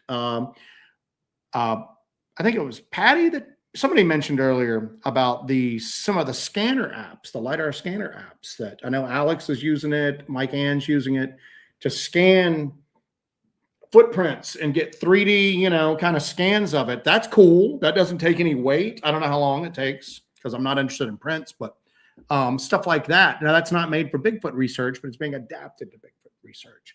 So, I mean, like a wide array of consumer technology that's going to be like readapted to looking for weird stuff in the woods. It's really an exciting time to be alive, which is all the stuff that comes out. Booberry goes, there's dozens of us. Dozens. But the other thing too is that, everybody hates like TikTok and Instagram and YouTube. But there's so much research and development going on for content creator equipment right now. And we repurpose a lot of that for Bigfoot research. Oh, yeah. So as that kind of grows, yeah, it's annoying. But the side effect of that is that you're having like technology get into the hands of like everyday citizens that normally would never be in the hand. Right now, we can go out. That's a double-edged sword, though, isn't it? Yeah, it's double-edged. But we can go out right now. I mean, Jesse and I are shooting documentaries like on just what we have for Bigfoot research. We're shooting this live stream right now with the camera that I use to film in the woods. Yeah. The audio is going through what I use for my parabolic. Yeah. And that's it. I mean, the microphones here are the only thing that we don't really use for Bigfoot research. It's all repurposed. So it's going to be that non-Bigfoot specific technologies that get put out for that. And on the subject of the parabolic, somebody asked about the parabolic earlier. We heard what sounded like samurai chatter, but it was like really high pitched. Remember that? And we didn't get it on our action camera microphones. So that's when we really went after the parabolic. And we got a professionally made parabolic from like a wildlife like company, you know, because like a lot of bird watchers like to like listen to the birds. Bird watchers are intense individuals. They spend a lot of money on stuff like that. And we got so we had to have it backpack portable. So I did a lot of research on that, and a lot of research on the microphone. And then we got a specific audio recorder, and then we had to get a silent tripod for it. And then we hardly ever used the damn thing because it takes up so much space. We have to carry it. It consumes so much power. And if you do hear something, the goal is not just to record it. The goal is to hear it and then run at it. Yeah. And then now you've either got to break down your expensive parabolic setup and repack it and then run after it, or just abandon it in the woods. And even if there's nobody around for miles, I have a hard time just running off from expensive equipment like that, although I do that occasionally. But we ended up not using it. The super sound stick ended up being a better compromise for it because it was portable. It wasn't as expensive. We can use it in the rain and not worry about it. You just pop that sucker out and start recording. The parabolic, you have to set the distance on your microphone. The best piece of equipment in the world is useless if it ain't there with you. Yeah. And the sound stick can be there with us. And it might not be as sensitive, but we can take it places that we can't take the parabolic. And it's stuff like that you like learn after doing this for a while. That's like some real world. Sam Burton was asking, our boy Sam, is AI going to make a mess out of cryptid hunting, or will people get tired of it quickly? I think you're going to have to just, use discernment, look at context like we've discussed already. And also you can look at AI and kind of identify what's AI. You see who's writing their books with AI. You see who is making all of their graphics with AI. Just start to separate the wheat from the chaff at this point, and then go forward with that. If you have people who are constantly producing AI content, be wary of that. I right now you can tell when somebody, I always just say the day that free chat GPT is like eliminated and they go to a pay only model, I look forward to seeing how people's Facebook posts change. Do you know what I'm saying? Because I will look at people that I know who struggle to express themselves. Yeah, string a coherent sentence together. And then you're reading these posts because that's not X and that's not Y. That's Z. As soon as I hear that, I know it's AI written. You know what I'm saying? And I'm just going, you know what? Here's the deal. We use AI. We use we're not using chat GPT anymore. We're using that other thing. But we use it for like this. We use it to like debate against. It's almost like that to like go, I want you to take the position that, Bigfoot exists. I'm going to take the position that Bigfoot does not exist. Let's go at it. Because sometimes it pulls some weird stuff out of the ether. I use it to generate really good quality illustrations of a Bigfoot for our live stream that we do every week. So I do that, but then I do the whole composition and graphic design for our It's thumbnails. not an AI generated thumbnail. It's not AI generated thumbnail. I do all the graphic design and composition on that, but I believe it or not, we don't have a lot of pictures of Bigfoot. Yeah. So and we do a show every week. Well, I think the AI recreation stuff, people have got very strong feelings on that. The video stuff is concerning. Yeah. So but my big thing on it too is that it has made me lose my faith in humanity when people will share things that you just go, come on, man, you don't really think that's real, do you? I think there's a Bigfoot out there. I'm pretty sure that there's a Bigfoot out there. I'm pretty sure that some of the videos that have been presented in the past have a high probability of being real. I don't think the 7-second TikTok clip with no backstory or no information or anything like that, I just don't think that's real. Maybe I'm not trusting enough. You sounded so boomer just now. I don't think the TikTok. The TikTok, but it but I'll tell you this though, that as it stands right now, it's more harmful than good. Because I asked it when I was looking into a particular area, I want you to, scan all available sources on the internet and get me a comprehensive, exhaustive list of recorded Bigfoot sightings within I think it was like 100 mile radius of this particular area and give it to me. And it came up with some insanely high number. And I went, please, I would like you to now cite the sources for each of these that you've mentioned. And it went, sorry, those sources don't exist. I was just trying to, so you can't trust anything that AI does. You can't trust it. And you can see that right now because people distrust and verify. Distrust and verify. But I think that down the road, it might be useful in doing this, generating heat maps up, kind of crunching some data. Yeah, and everything. definitely data crunching is good. And also, it's very handy with coding. Like if you're doing anything on that end of things, marketing, coding, any of that stuff, it's very handy because I just, you don't have a lot of time. Nobody has like all the time in the world. And when you are running nowadays, I'm not somebody who I auditioned for a role on a Bigfoot show. And here I am on my Bigfoot show. Hi, we're going into the woods now looking for the Bigfoot. Okay. And then I film for 6 weeks and then I'm done. And then I just do some conferences. I have to run every bit of this. I have to run all of this. I have to do editing. I have to do this. I have to run this whole thing. I have to manage everything. I have to learn how to do 20 jobs as one person who runs and owns Hellbent Holler. I have to do 20 jobs to get it going. If I can get this to code something for my website, I'm going to do it. But right now you can't trust it.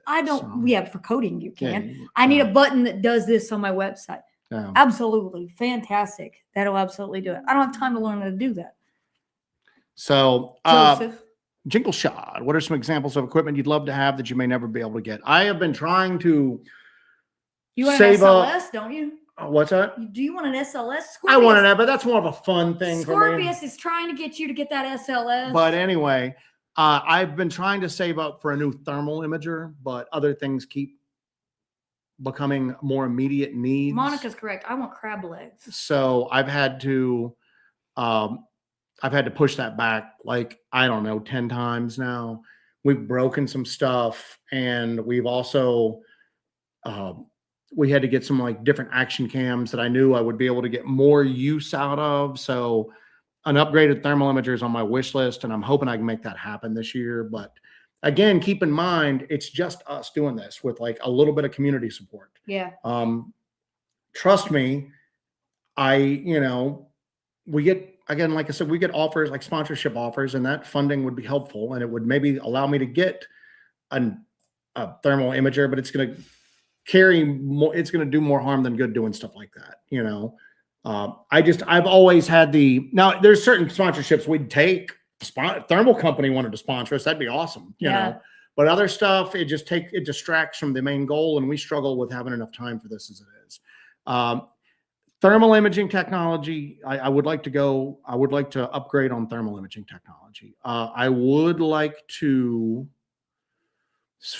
as far as somebody asked about the hybrid between thermal and night vision. And that's actually what I was getting to next. I would like to, that's right now, that's just now starting to become useful in the civilian market. I would definitely like to get that. But again, a later generation. It's out of our budget right now. That's just out of our budget, because right now, here's what eats up our budget: damaged mundane cameras, rechargeable batteries, SD cards, boots, like the consumable stuff. You break stuff doing this, you break stuff doing I like that you threw boots in there, because we have a boot issue. We go through boots too quick. And we buy the same boots over and over again. They're great boots, but my God. consumable. You know, something else that I would love to get is that I think e-bikes are a hindrance to doing this. So I'm just going to go ahead and say that in a lot of ways, because a lot of people have become over reliant on them. Yeah. That's why we've got a running joke when we're crawling over logs and stuff to go, no e-bikes, no e-bikes. Well, yeah. And also you can't access certain areas, but then also if something is, you see something, you got to go after it. You're not leaving your $2,000 e-bike leaned against a tree. I would like to have access to certain like transportation for like insertion, like to get into areas. It'd be great if we had like something with a boat or even like a helicopter. They could like drop us off and come back and get us. We'll probably never have that, but that would be practical stuff like that. I dream of a barge. Power. I would like a better Jackery battery bank system, but that's just not in the budget right now. And it's probably not going to be this year as it is. I'm going to have to keep doing the crappy, frustrating way of doing it. So let's see what else we got here for it.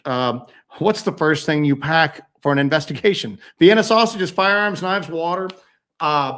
First thing that we go from like ground up, safety and security, then water and food. Safety and security is like medical, the personal locator beacons, firearms, stuff like that. And then we have to tailor. That's the other thing that's difficult too, is because we don't take the same stuff all the time. There's certain things we always take with us, but the equipment loadout is like completely personalized for what we think we're going to experience. And a lot of times we don't guess right. Sometimes we go, where's this? And I'll go, oh, back at home, because we brought this instead. We're working off 2 backpacks on what we can carry. And a lot of times we got too much stuff as it is. So it's a guessing game sometimes on what you think you're going to need compared to what you actually get. Yeah. Are you guys going to do some Bigfoot cave exploration type videos? Nope.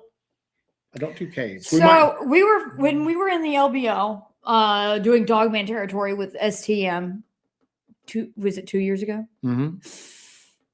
We were out there. We were sitting in my car, weren't we? Yeah, at this weird dark little spot, and Alex Petikoff is in the back seat. And Alex Petikoff goes into a very graphic, long just description of what happened to the guy in the Nutty Putty cave. And that was the day I decided I will never enter a cave. We got a cave guy, though. We got Death Wish. We'll just send in the squirrel. Rob, have you ever counted the tech you invented and modified to date? You guys, we don't really invent anything because we cobble pre-existing stuff together. So we're not in here with like wires and like circuit boards doing that. Usually it's like off the shelf stuff. We've had some specialty stuff made for us. I had that guy make a version of the infrasound detector for me. We had Dewey make the Dewey helmet. That's what I was going to. We got Dewey Edwards, who's like he invents like crazy stuff. He invented like the helmet system that we still haven't even deployed yet, but we're just good at like cobbling together like off the shelf stuff. I think that's one thing is we're good at. We're kind of creative at doing that. Yeah. As far as like counting that stuff, no. I don't ever want to do this is all of our equipment, because I'll probably get sick to my stomach and just go, how many vacations that we didn't take does this represent? You know what I'm saying? So still waiting on my honeymoon. Yep. So I don't know if I want to see that or not. Dead End Yard Hunt asks, did you see the Martin Groves Monster Quest spot? No, we don't have, we don't have like, is that on cable? I believe it's on the cable. We watch very little TV for like pleasures. I have not seen it. I've had people talk about it, but I haven't seen it. So I have not seen anything on the new iteration of Monster Quest at this point. So I will tell you though, as far as like equipment goes, I think the big thing, because we get people asking all the time, hey, I want to do this. What do you recommend I do? Start small, build, know how to use your stuff. That's the one thing is that, and especially when you start getting into exotic kind of like sensor tech and stuff like that, know what it does, know what it can't do, know what you're looking at. Like that tri-field meter, that EMF detector is great, but that gives you false readings if you move it too fast. So sometimes I'll have to go, what? I got a reading. Well, no, I just moved it. I moved it a little too fast. Know what the limitations are and know what you're looking at. And even then you have to verify what you're looking I mean, again, we've got, do you still have that thermal stuff of that bird that we thought it was a, Yeah, it's in my stuff.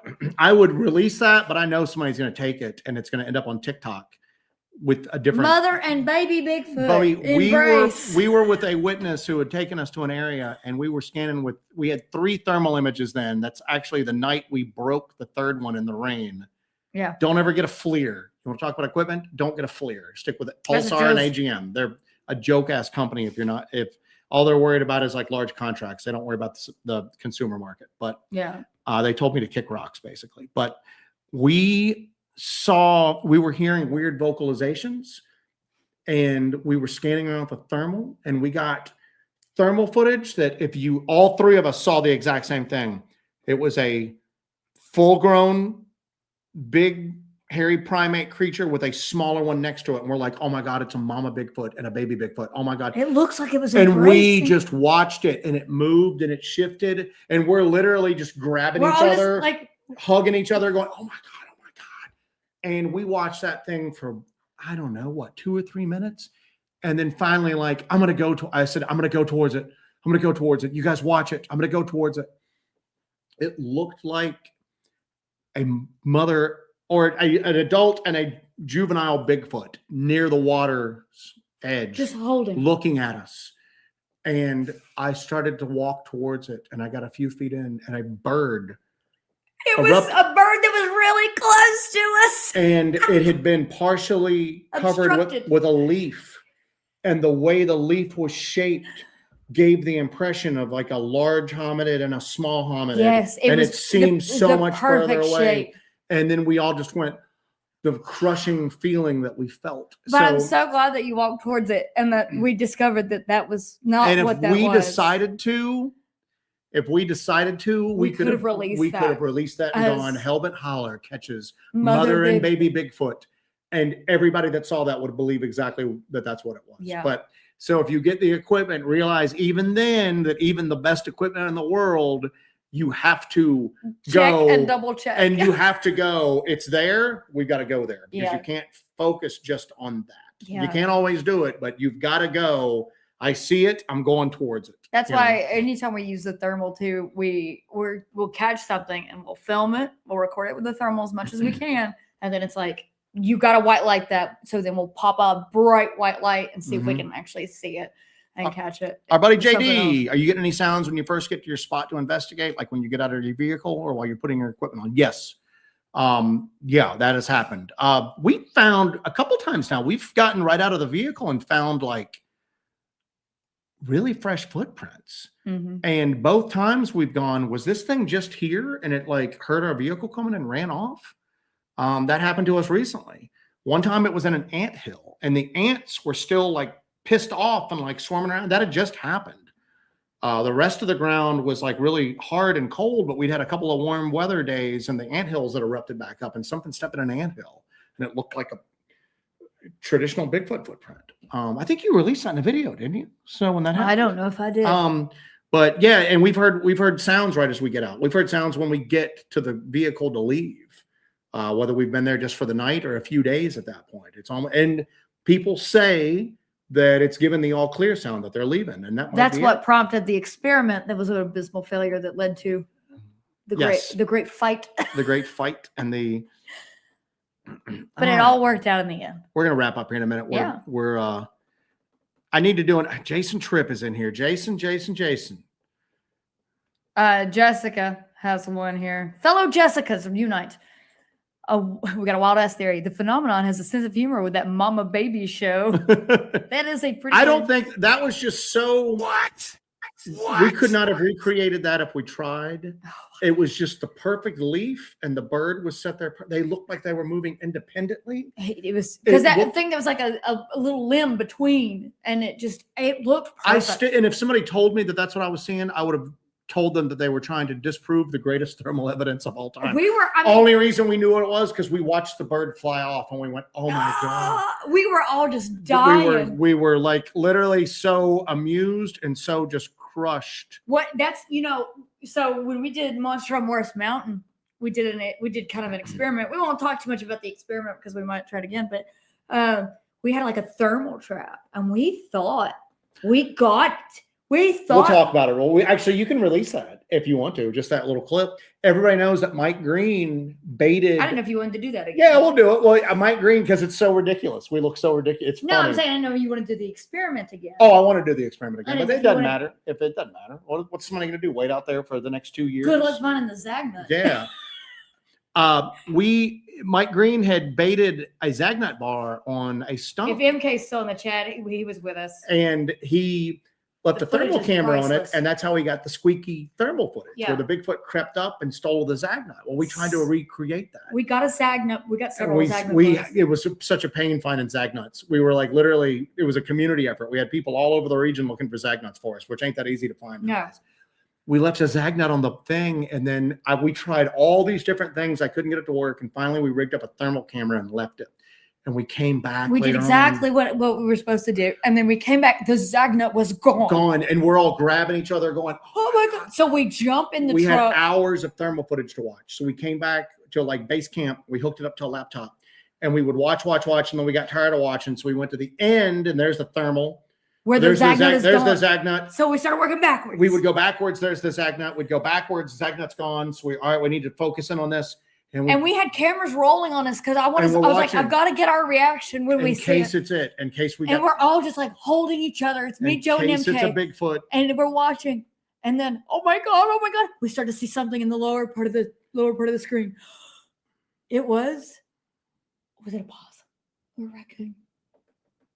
I think it was a raccoon. It was a raccoon. But it looked like we had a little ball of heat, and then it comes We go, up, oh my and god! it's so picture perfect. It's just a little They're varmint. just a little raccoon. Stole our Zagnut. Grabs the Zagnut, carries it away. And I was like, I ain't even mad. I hope that dude enjoyed. Probably not very good for him. We can't do that all the time, but you know.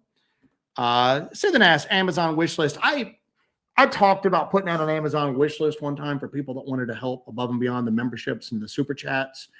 I never put it out. And I know at the end of the day, there's not that much difference between having memberships available and super chats and all that, but our equipment ain't cheap. And I just felt kind of scummy going, someone buy me this $5,000 thermal imager. Thank you very much. You're looking for a Bigfoot sugar daddy. Yeah, exactly. I never put it out. I never put our Amazon wish list out. I don't know if I'm ever going to be honest with you. Maybe I could do it for like small ticket items, but I just don't. And if somebody bought that for me, You'd like have to take them on a date. I don't know if I could accept it. You know what I'm saying? So I don't know if there's no like, No, there's no like Tom Slick, Elon Musk type billionaire right now funding this sort of stuff. Everybody works like we do. And I never put it out. I just didn't put it out. So, we're gonna have to wrap up. We're past, man. yeah, we're past it. So, got anything else, Joseph? no, I'm going to go down to the end of the chat. I need to do a follow-up on this because we got way too off on it. That's okay. This show did not develop the way I wanted it to develop. But Sorry, that's okay. are you disappointed? That's okay. Pork Chop is here. What's up, PCX, my man? But we no Starlink helmet. Starlink is another thing that has been a kind of a disappointment to us. It's worked really well in certain areas, but what's wrong? Oh, and I just didn't know you were going to be disappointed with the show. No, there was other stuff I wanted to cover. I didn't get to cover. There's but a possibility of another show. But Starlink, the thing that has hit us so badly is like the tree cover is like always too thick, even in the wintertime. And we've tried to go live a few times. We've gotten some weird stuff on live streams though, have we not? Yeah. So, but Starlink has not been what I guess it's not the equipment, it's where we're trying to use it at. We are trying to use it in very, very thick tree coverage. And the summer went long this year too. We were just waiting for that winter to come through. After this giant ice storm though, I think we should probably try some Starlink stuff. Yeah, we try should some have Starlinks. some real die off on literally everything at this point. So They're talking about Miguel from Sasquatch Theory. He's got that $20,000 drone and I guess it broke. That's the other thing too, is that whatever we use, we've got to be able to replace. Yeah, that's a man. heartbreaker. That's a heartbreaker. So That's bad. I mean, that's again. Wouldn't you have insurance on something that's $20,000? I'm sure, but I mean, at the same token, it's a pain getting stuff like that repaired and replaced and all that. But anyway. All right. Well, I'm starving. And if you do want to help us with that, Scorpius has got a good one. That is true. We are community supported. We don't do TV. We may eventually do TV if it's the right thing, but most of that ain't the right thing. Most of that is something that I have a feeling you're going to end up on Unsolved Mysteries. oh damn. But we might eventually get a sponsorship, but it's got to be the right sponsorship. Yeah. So we're community supported because we're supported by people that also want to find answers. Because that puts us in a position to where we're obligated to the community and not investors or sponsors or anybody that may have an agenda or We're just we're just beholden to you lunatics. You know what I'm saying? So, we're in good company. You're in good company. We're in good company. Pretty crazy. Hawk says we need a bloopers video. Almost every video we release is a bloopers. Yeah. Falling down, falling in holes. Next on Snapped. Yeah. Yeah. Yep. All right, I'm getting down here to the end of this, and then we're gonna wrap it up. That thing y'all captured in the trees was awesome. I think so. A jumper gate. Was it a leaf? Was it a little creature? We don't know. We'll never know. That was such a flub of a capture. I had such a good time with that too. It elicited such anger. I can't believe you guys are saying that's a Bigfoot. I'm not saying it's a Bigfoot. We didn't even present it as anything. Somebody recognized it. Somebody saw it in a video. Yeah, it was in a video that we had already put up. That we were tired when we were editing and when she was editing and didn't recognize it. Somebody pointed it out and then we first dismissed it and then they stabilized it and sent it to us. And we're like, maybe it's something. We had people get so angry at us because we put it out and we're just like, we don't know what it is. Make up your mind on it. So I know I keep threatening Jumper Gate Revisited now that I'm a better with my software, but I don't know, maybe we get Temu sponsors on like a weekly basis. But Temu offers some crazy stuff. But here's the same token though. I can't be in the pocket of the communist Chinese. We can't be bought by the big Chinese. Can't. That's the other thing too, is that whatever we do, we can't do anything that's like the TV thing we were going to do. We thought they wanted to take something that kind of cool like we got. Yeah. They wanted something that was very debatable that we got on thermal, and they wanted to present it in a way that wanted us to basically present it in a different way than what actually happened. Yeah. And we're just like, I don't want to do that. It'll be great exposure for you guys. And I'm going, yeah, but probably not the exposure that we want because that's not, I don't want us to be known for like BS like that. So that's why you know us. I'd rather be known for how witty and charming. Yes, Jumper Gate Revisit.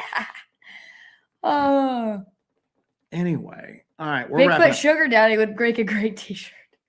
We're going to have terrible. If anybody out there has hit the lottery or had a rich aunt pass away, we can use the uncle. We don't discriminate on the dead relatives. Actually, I don't care where the money, you know what I'm saying? I'm an entrepreneur. Sure you are, sir. So anyway. I have an engineer friend who was like, I'll give you $5,000. I don't care what you use it on. Just use it on your project. And I was like, I'm not doing that. Because he's an engineer. And he would be like, listen, I'm going to need you to go ahead and give me all the information about how this is spent. Just no. So no.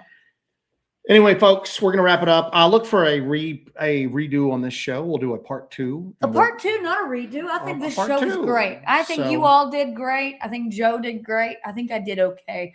You guys did an awesome job. And that's the thing, though, is there's so much to this topic that you can't cover it all in one show and make it fun for everybody.